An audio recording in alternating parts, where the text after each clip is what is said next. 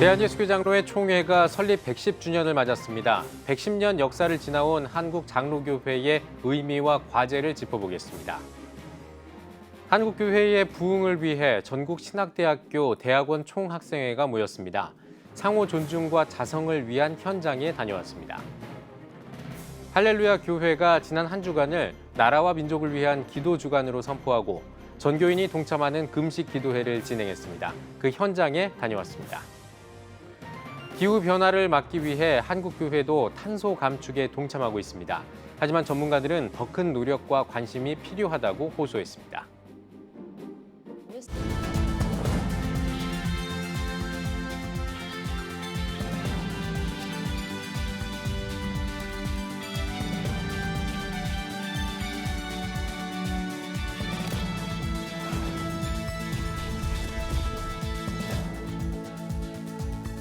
시청자 여러분 안녕하십니까? 8월 23일 CTS 뉴스입니다. 대한예수교장로회 총회가 올해로 설립 110주년을 맞았습니다. 이를 기념하기 위해 장로교단들이 오는 26일에 행사를 준비하고 있는데요. 110주년을 맞은 한국장로교회, 그 의미와 과제를 짚어봤습니다. 장현수 기자입니다. 대한예수교장로회 총회가 설립 110주년을 맞았습니다. 교계 인사들은 그 의미를 돌아보기 전 먼저 장로교를 제대로 이해해야 한다고 말합니다. 신학자들은 장로교라는 말은 특정 신학을 강조하는 표현이 아닌 정치 제도를 의미하며 장로를 세워 당회, 노회, 총회를 운영하는 일종의 대의제라고 설명합니다. 또 총회 설립 110주년은 7위의 조직의 완성, 곧 장로교회의 한국 정착을 의미한다고 덧붙입니다. 한국 장로교회의 특징으로는 분열과 성장을 거듭해왔다는 점을 꼽았습니다. 또 한국교회를 주도하는 교단인 만큼 책임도 있다고 말합니다. 한국 장로교의 중요한 특징은 성장하면서도 분열하였고 분열하면서도 성장했다는 점인데 그 성장만을 강조하다 보니까 성장 아닌 다른 가치를 동시에 강조하지 못한 약점이 있습니다. 예컨대 칠이라든가 순결한 삶이라든가 이런 것을 동시에 강조하지 못한 약점이 있고 또 한 가지 분열의 문제는 정말 치유하기 어렵습니다. 한국장로교회 총회 설립 110주년 기념대회 준비위원회와 주요 장로교단들은 한국장로교회의 과제가 연합과 재도약이라는 데에 의견을 모았습니다. 네, 장로교회 하면 성장과 함께 분열의 역사를 늘 얘기하게 됩니다. 이번 110주년 저희들 연합예배를 통해서 장로교단들이 함께 연합하고 또 시대적 사명을 함께 걸머지고 나가는 그런 새로운 출발이 되기를 기대합니다. 한국장로교회가 1960년대, 80년대는 부흥의 역사가 있었습니다. 그러나 2000년대 들어오면서 침체기를 맞이했는데 근본 기회를 통해서 재도약의 기회가 될 줄로 믿습니다. 장로교회의 정체성 회복과 역사 계승도 주요 과제로 꼽혔습니다. 우리 장로교회는 신앙의 뿌리가 하나입니다. 그래서 근본기를 통해서 우리 장로 교단들이 하나로 연합된 정신을 고양시키고 또 장로교의 정체성을 다시 한번 회복하는 기회로 삼는 것이 근본대회의 의의라고 생각이 되어집니다. 근본에 열리는 이제 한국장로교회 총회 설립 110주년 기념대회는 저는 이렇게 정리하고 싶어요. 역사의 재조명이다. 그래서 과거의 역사를 돌아보고 잘 지키고 계승해서 좋은 역사를 만들어내는 그런 전환점이 됐으면 하는 바람입니다. 한편 한국장로교회 총회 설립 110주년 기념대회는 오는 26일 충영교회에서 열리며 예장 합동총회 백왕식 총회장, 예장 통합총회 류영모 총회장, 예장 백석총회 장종현 총회장이 대표 대회장으로 나섭니다. 110년 역사 동안 부흥의 기록을 써온 한국장로교회. 연합과 재도약을 과제로 삼고 다시 힘을 모으고 있습니다. CTS 뉴스 장현수입니다. 한국교회의 거룩한 부흥을 위해 전국 신학대학교 대학원 총학생회가 모였습니다. 이 소식은 송은주 기자가 전해드립니다. 전국신학대학교 대학원 학생연합 KATS가 다시 시작이라는 주제로 지난 22일 출범식을 가졌습니다. 이번 출범식에서는 교단과 교파의 차이를 인정하며 감리교 신학대, 성결대, 장로회 신학대, 총신대, 침례 신학대, 그리고 한 세대 등 18개의 신학대학교 총학생회가 모였습니다. 각 학교의 회장들의 행진과 깃발 개양식, 이어 총회장들의 격려사가 이어졌습니다. 서로 하나가 되고 서로 미래를 함께 꿈을, 비전을 함께 열어가는 소중한 자리가 되기를 바랍니다. 다음 세대 회복을 위해 실제적으로 사역을 감당해야 할 일꾼들이 세워지는 신학대학교가 되어야 합니다.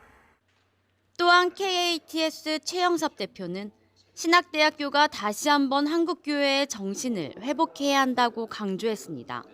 한국교회가 이 사회의 가장 유일한 희망인데 자꾸 힘을 잃어버리고 있습니다. 다시 한번 우리가 나부터 자성하자, 나부터 섬기자, 이런 운동을 통해서 다시 거룩한 부흥이 한국교회에 와야 한다. 그런 시대를 맞이해보자. 새롭게 출범하는 전국 신학대학교 대학원 학생연합 KATS. 한국교회 차세대 지도자들은 다시 한번 한국교회의 부흥을 위해 밑거름이 될 것을 다짐했습니다. CTS 뉴스 송은주입니다. 할렐루야 교회가 한 주 동안 릴레이 금식 기도를 선포하고 전교인이 동참하는 릴레이 금식 기도를 진행했습니다. 나라가 위태로울 때 기도로 하나님께 나아가자며 함께 금식 기도를 선포한 건데요. 최대진 기자가 취재했습니다.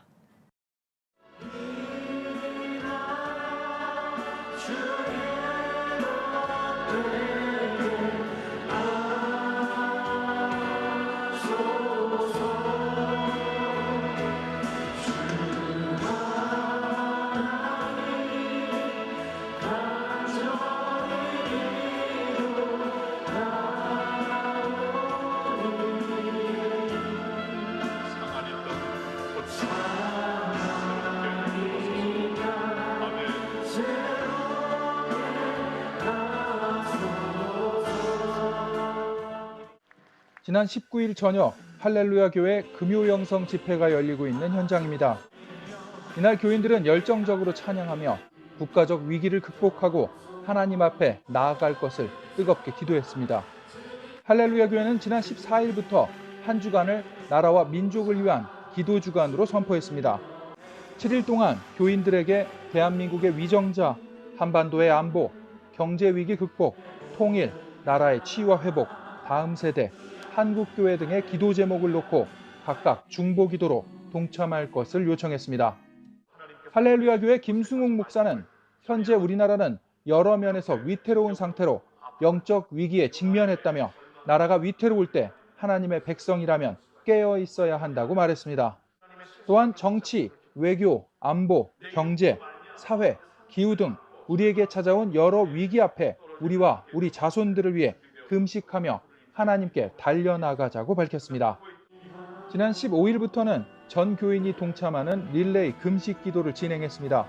새벽 기도회와 화요 중보기도, 수요 초청 예배, 금요 영성 집회에서도 교인들이 예배당에 모여 한마음으로 나라와 민족을 위해 기도했습니다.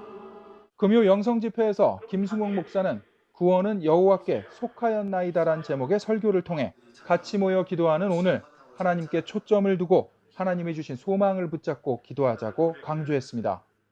그 약속을 붙잡고 기도하는 자들에게 왜 소망이 없겠습니까? 그 약속을 붙잡고 기도하는 나라에게 왜 소망이 없겠습니까? 여러분, 이렇게 기도하면서 하나님이 허락하시는 새 역사를 우리 함께 목격하고 함께 감사하고 함께 하나님을 찬양할 수 있는 주의 백성들 모두가 되시기를 축원합니다. 국가적 위기에 할렐루야 교회가 시작한 나라와 민족을 위한 금식 기도, 이 기도의 불꽃이 한국교회 곳곳으로 확산하길 기대합니다. CTS 뉴스 최대진입니다.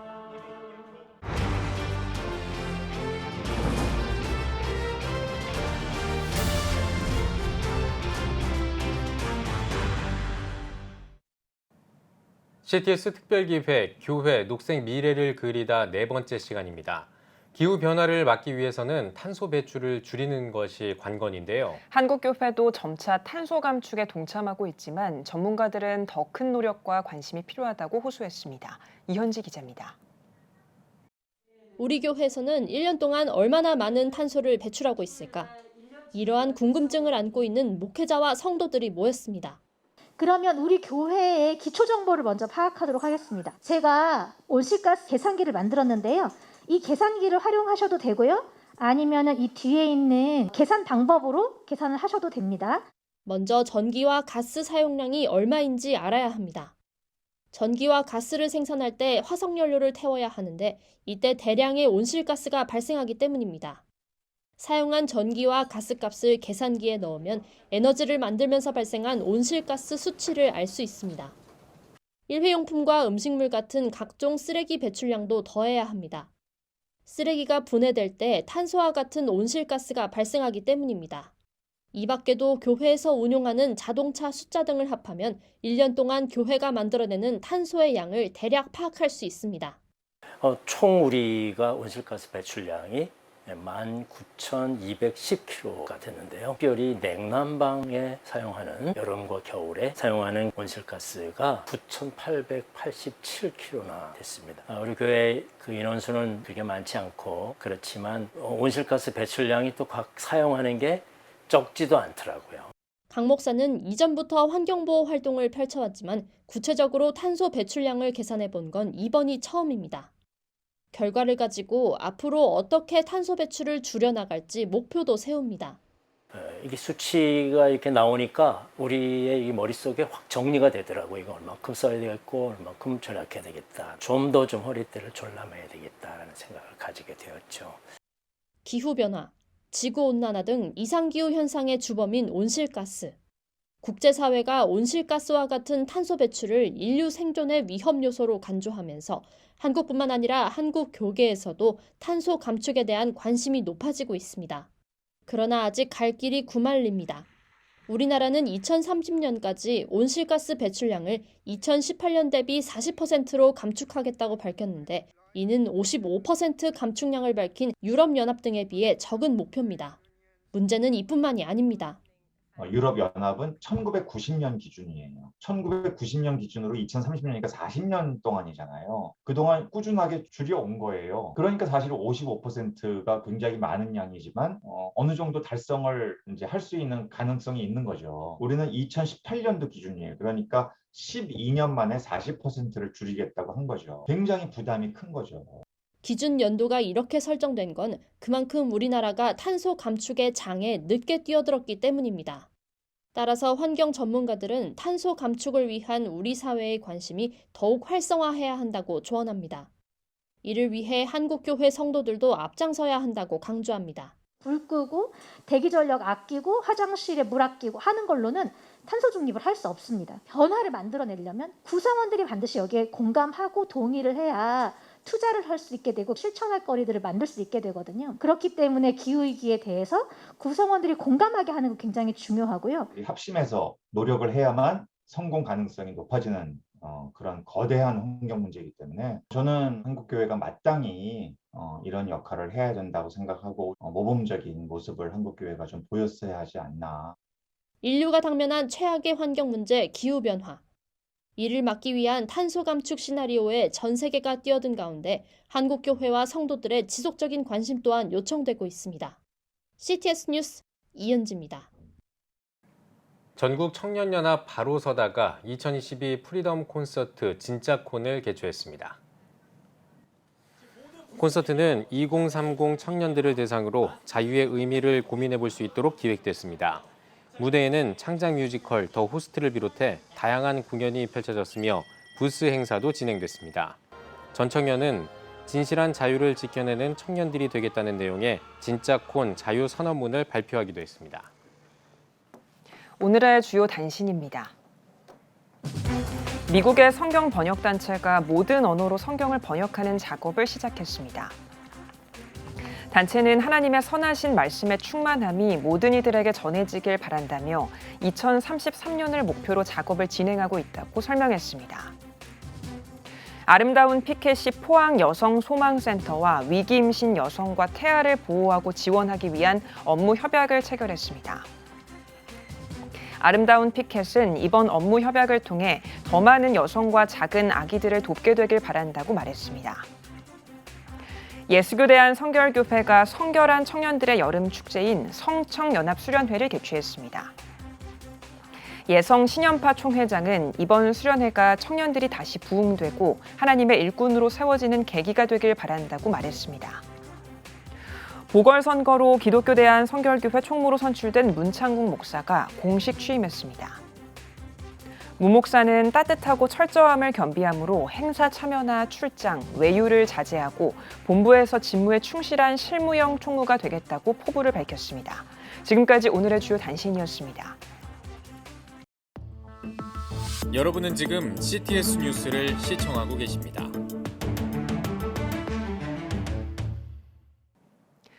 전국에 있는 CTS 뉴스 스튜디오를 연결하는 시간입니다. 전국의 생생한 소식, 오늘은 CTS 부산 스튜디오를 연결합니다. 부산 스튜디오입니다. 매주 월요일 아침이면 도시락을 직접 만들어 소외된 이웃에게 배달하는 단체가 있습니다. 도시락 배달부터 집수리까지 다방면으로 지역을 섬기고 있는데요. 휴가철 무더위에도 멈추지 않는 대형 나눔 봉사단 섬김 사역, 문희선 기자가 전해드립니다. 전문 식당에서나 볼 법한 대형 솥에 고기를 한가득 담아 볶아줍니다. 양파를 비롯한 신선한 재료들을 쉼없이 손질하고 철판 위에 빈틈없이 놓여진 동그란 모듬전도 맛있게 익어갑니다. 예수님의 사랑으로 지역사회를 섬기고 나누기 위해 2008년부터 시작된 대형 나눔 봉사단은 매주 월요일 오전 8시면 어김없이 도시락을 준비합니다. 따뜻한 상태 그대로 전달하기 위해 반찬을 직접 만들고 바로 배달하는 시스템이 이젠 여느 전문 식당 못지않습니다. 8시부터 이제 조리팀에서 이제 봉사를 해주시고 10시부터는 배달팀에서 또 11시부터는 설거지팀에서 그리고 상시 운영되는 또 집수리 봉사팀이 있습니다. 조리팀과 또 집수리팀이 이르기까지 봉사자분들을 합치면 한 80에서 90여 명 정도가 이 사역을 위해서 이제 섬겨주고 계십니다. 도시락을 받는 가정을 선정하는 방법은 지자체에서 운영하는 복지센터에서 대형 나눔 봉사단으로 도시락 수급 요청이 들어오면 봉사단이 그 가정을 직접 찾아가 상담을 통해 가능 여부를 결정하게 됩니다. 그렇게 평균 60에서 80개의 도시락을 준비하고 25개의 배달조가 3-4가정에 도시락을 전달합니다. 제가 나눔 봉사단을 9년 동안 봉사를 했는데요. 지역사회의 어려운 분들에게 도움을 드릴 수 있어서 너무 감사합니다. 우산 지역에 많은 교회들이 어려운 분들에게 조금이나마 도움이 되었으면 감사하겠습니다. 곽태성 집사와 김소정 권사가 한조가 되어 양정동에 거주하는 백차암 할아버지 가정을 방문합니다.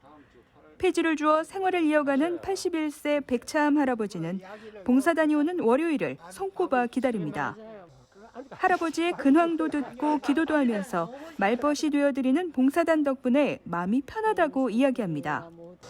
참 좋지요. 이리 오시면요. 주일마다 오시잖아요. 그런데 참 이 도시락도 이래 주시고 하니까 그 덕분에 내가 조금 그래도 마음을 좀 편하게 묵고 그래 있습니다. 대형 나눔 봉사단은 지역사회 소외 이웃과 독거노인, 차상위 계층에게 도시락 배달뿐만 아니라 방충망 수리를 비롯한 집수리, 겨울 난방비 지원, 상담, 복지단체 연결 등 다양한 사역을 감당해 오고 있습니다. 우리 지역의 모든 이웃사촌이 예수님의 사랑 안에서 건강하고 즐거운 삶을 살아가는 그날까지 대형 나눔 봉사단의 사역은 멈추지 않습니다. CTS 뉴스 문희선입니다. 인구 절벽 시대에 들어선 대한민국. 그중 농촌은 인구 감소와 고령화가 급속히 진행되면서 소멸 위기 우려까지 나오고 있는데요. 이런 가운데 도시와 농촌을, 교회와 지역을 사랑으로 잇는 도농네트워크 선교회가 있습니다. 오늘은 도농네트워크 선교회 서기로 섬기시며 실로암 교회를 섬기고 계신 임춘성 목사님과 이야기 나눠보겠습니다. 목사님 안녕하세요. 네, 안녕하세요. 네, 목사님. 도농네트워크 선교회가 어떤 단체인지 소개 부탁드리겠습니다. 네, 도농선교회는 도시에 있는 성도들의 인적 자원들을 농촌은 지금 고령화 사회로 인해서 인적 자원들이 고갈되어 있습니다. 그래서 도농선교회가 이 도시교회 전국에 있는 도시교회 성도들의 그 재능과 재정을 기부받아서 그래서 필요한 농촌교회에 그렇게 흘러보내고요. 또 농촌교회는 지금까지 재정 지원만 받았지만 또 농촌교회 나름대로 도시교회 성도들을 어떻게 하면 섬길 수 있을까?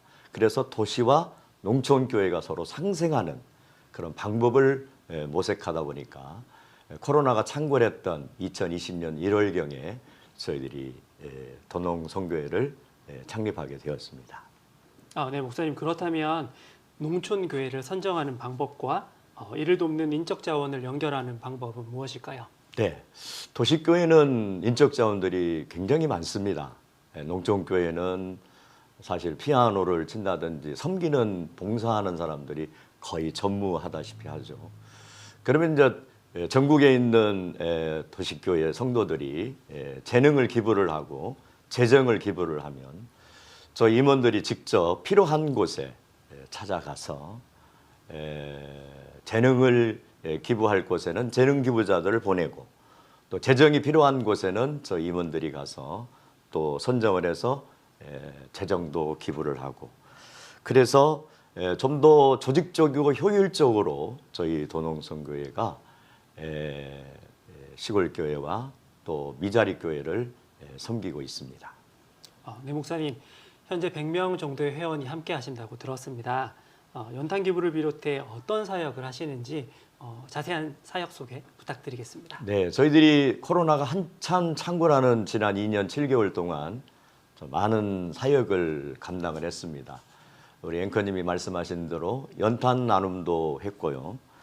그리고 도시교회 재능 기부자들은 또 농촌에 가서 농촌 체험을 해서 또 농촌에서 나오는 그 먹거리들을 이렇게 서로 판매해주는 로컬 푸드 마켓도 운영을 했고 또 어떤 도시교회 목사님, 아니 시골교회 목사님은 오디 농사를 지으면 도시교회 성도들이 가서 그 오디를 딴다든지 매실을 수확해 준다든지 그렇게 농촌 체험을 하게 했고요.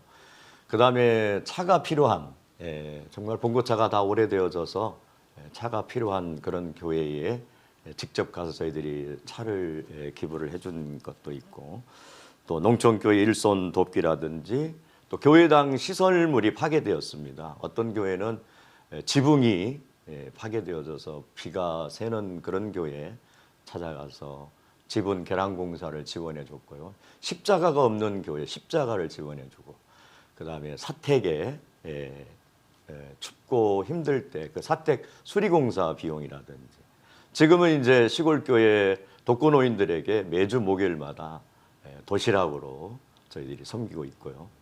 그다음에 꽃보다 목사님이라고 저희 간사님이 이름을 지어줬습니다만은 저희 목사님들이 직접 반찬을 만들어서 그래서 농촌교회, 시골교회 어른들을 섬기고 있습니다. 이런 다양한 사역을 저희 도농성교회가 하고 있습니다.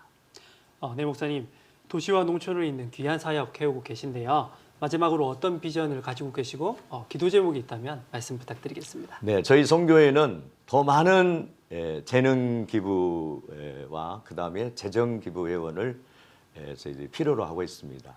또 저희 도농성교회는 재정을 창출하기 위해서 재정을 창출하기 위해서 지금 방안을 모색하고 있습니다. 그걸 위해서 기도해 주시면 고맙겠습니다. 네, 목사님, 도시와 농촌이 함께 세워져 가는 대한민국이 되길 소망하겠습니다. 오늘 말씀 감사합니다. 네, 감사합니다. 다음은 부울경 단신 뉴스입니다. 울산 대암교회가 주관하고 울산광역시 남구가 후원한 2022 남구구민을 위한 제9회 여천천 열린음악회가 여천천 워터스크린 분수대에서 개최됐습니다. 지역 주민들의 호응 속에 8년간 지속해오던 여천천 열린음악회는 코로나19로 인해 2019년 이후 3년 만에 진행됐습니다. 친근한 음악과 찬양이 어우러진 이번 음악회는 대암교회 하늘소리 여성중창단이 문을 열었으며 소프라노 신델라, 가수 정희성, 수근, 전자바이올리니스트 송정민 등 10팀이 출연해 바람의 노래, 그리운 금상강, 홀로아리랑, 내가 매일 기쁘게 등 모두 17개의 곡을 노래했습니다. 마지막으로 트로트 가수 류지강이 출연해 짧은 간증과 함께 여자 여자 여자, 배삼의 무초, 산산수훈을 노래하며 관객들에게 즐거운 시간을 선사했습니다. 예장고신 전국장로연합회가 주최한 제35회 전국장로부부 학위수련회가 16일부터 4일간 경북 경주에서 개최됐습니다. 이번 수련회의 표제는 이에 예수님의 이름이 드러난지라입니다. 이번 수련을 통해서 예수님의 이름이 드러나는 귀한 은혜가 있기를 바랍니다. 전국 37개 노회 1,100여 명의 회원이 참석한 가운데 개회예배에서 예장고신 총회장 강한금 목사가 말씀을 전했으며 노회별 찬양 경연대회를 통해 단합의 시간을 가졌습니다.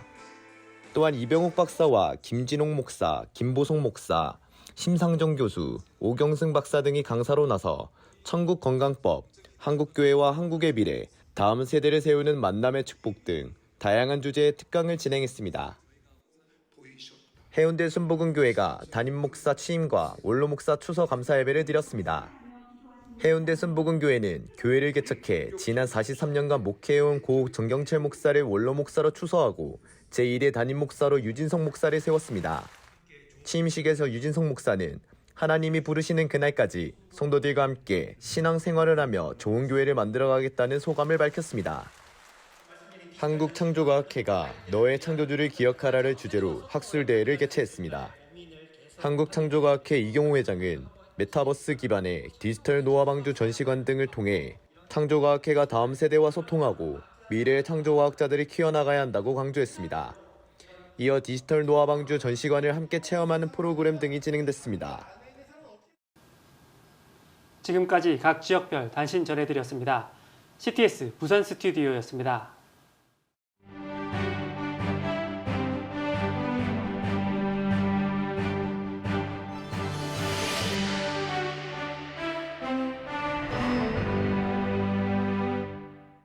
안녕하세요. 정조상당교회를 섬기는 안광복 목사입니다. 지난 2년 6개월 동안의 코로나 팬데믹은 우리 일상을 많이 바꾸어 놓았습니다.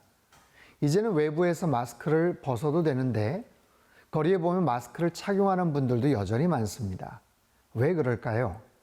아직도 남아있는 위험 요소 때문일까요? 아니면 타인을 위한 배려일까요? 그렇지 않습니다. 그게 익숙해져 버린 겁니다. 그냥 쓰고 있는 게 편한 겁니다. 코로나 초기에는 마스크 쓰는 게 불편했습니다. 그래서 집에 오거나 벗어도 되는 상황이면 재빨리 벗었습니다. 그런데 지금은 벗어도 되는데 그냥 쓰고 있는 경우들이 참 많습니다. 얼굴도 가리고 자외선도 차단하고 유익한 점도 많기 때문입니다. 코로나 초기에는 교회에서 마스크를 쓰고 찬양하는 게 참 힘들었습니다. 그런데 지난 부활절 때 저희 교회 성가대에서는 마스크를 쓰고도 핸델의 할렐루야를 부르기도 했습니다. 그만큼 익숙해졌다는 증거입니다. 우리는 변하는 것과 변하지 않는 것을 잘 구분해야 합니다. 대학 축제의 열기가 다시 살아나고 1000만 관객 영화도 달성했지만 모든 것이 다 예전의 모습으로 돌아가는 것은 아닙니다. 특별히 시대의 흐름과 사람들의 관심이 어디로 가고 있는지를 알아야 합니다. 우리는 코로나 이후에 본격적인 탈종교의 시대를 맞이하고 있습니다. 일찍이 서구에서는 탈기독교 현상, 크리스텐덤이 깨어지면서 모든 성경적 권위와 질서가 무너지고 도전을 받는 시대가 지속되어 왔습니다. 대한민국에서는 비슷한 현상들이 코로나 여파로 가속화가 되고 있죠. 종교의 필요성에 회의를 갖게 되었고 특별히 기독교에 대한 반감과 부정적 이미지가 크게 생겨났습니다. 불교나 천주교가 호감을 얻게 되었다고는 하지만 사람들이 그쪽으로 몰려간 것도 아닙니다. 왜냐하면 탈종교의 시대이기 때문입니다. 자, 그렇다면 종교성을 가진 대부분 사람들의 관심은 어디로 갔을까요? 사람들은 자기만의 우상들을 섬기고 있습니다. 인기 아이돌 그룹이나 BTS나 임영웅을 좋아하는 팬덤이 엄청납니다. 자, 이런 시대 속에서 한국교회는 변하지 말아야 할 것과 변해야 할 것들이 무엇인지를 분명히 구분해야 합니다. 무엇보다도 복음의 핵심이 무엇인지를 분명히 알아야 하죠. 십자가와 부활이라는 복음의 본질을 붙잡아야 합니다. 그것은 변하지 않고 변해서도 안 됩니다. 오히려 더 견고하게 붙잡고 가야 합니다. 대신 변화해야 할 틀이나 구조, 의사결정 방식 등은 과감하게 바꿀 수 있어야 합니다. 핵심을 붙잡는 명확한 목회 철학과 복음에 대한 열정, 그리고 비본질적인 부분을 언제든지 허물어버리고 변화시킬 수 있는 유연성과 순발력, 창의력이 필요합니다. 여러분 혹시 롤러코스터를 타본 적이 있습니까? 시끄러운 소리를 내며 창공 위를 향해 천천히 올라가지요. 긴장되지만 아직은 견딜만 합니다. 그러다 정점에 이른 후에는 엄청난 속도로 떨어지면서 다른 세상을 경험하게 되죠. 우리는 어쩌면 지금 코로나 이후에 새롭게 펼쳐질 그런 시대를 향해 가고 있어요. 마치 롤러코스터가 정상을 향해 올라가는 듯한 그런 모습입니다. 그러다 어느 시점이 되면 미래학자들의 예견처럼 새로운 시대로 진입하게 될 것입니다.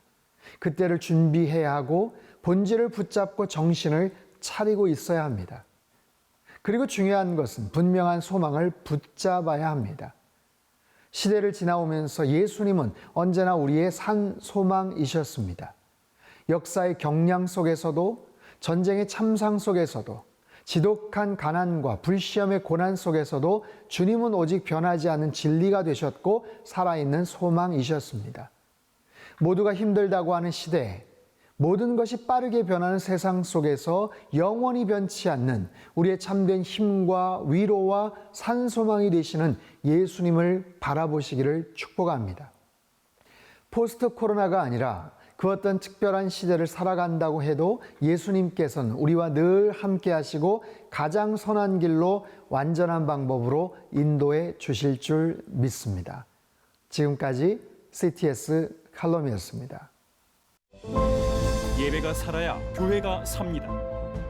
다시 예배의 자리로 돌아갑시다. 하나님께 드리는 예배는 최고의 축복입니다. 온전한 예배를 위해서는 말씀과 기도로 나아가야 합니다. 찬양과 경배로 일어서야 합니다. 이제 다시 무릎 꿇을 때입니다. 기도 성령 운동으로 뜨겁게 일어날 때입니다. 기도할 때 가정이 회복되고 나라가 회복되는 역사가 일어날 것입니다. 하나님은 우리를 기다리고 계십니다. 본 캠페인은 백석총회와 함께합니다.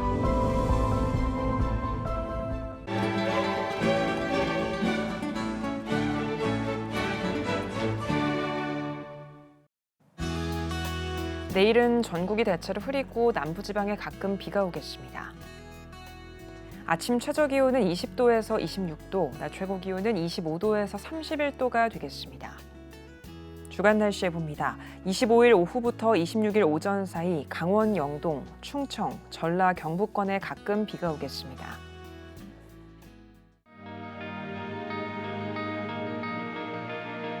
백만인 기도운동에 새롭게 참여하신 분들입니다.